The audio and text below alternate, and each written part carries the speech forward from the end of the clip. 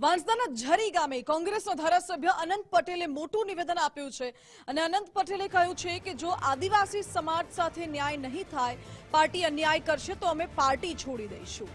અમને આંગળી ઊંચી કરતા નથી આવડતી, અમે બરબર કરતા પોપટ નથી તેવું અનંત પટેલે કહ્યું છે। આદિવાસી સમાજમાં જન્મેલું છું અને મરીશ પણ આદિવાસી સમાજમાં જ તેવું સૂચક નિવેદન અનંત પટેલનું।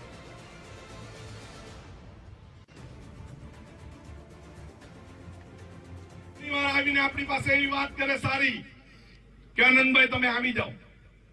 મેં એમ કીધું અમને આંગળી ઊંચી કરતા નથી આવડતું, અમે બળબડ કરતા પોપટ નથી, અમે તો સિંહ છે, ગર્જના કરીએ છે અને બલબલાના પટ્ટા છૂટા કરી નાખીએ।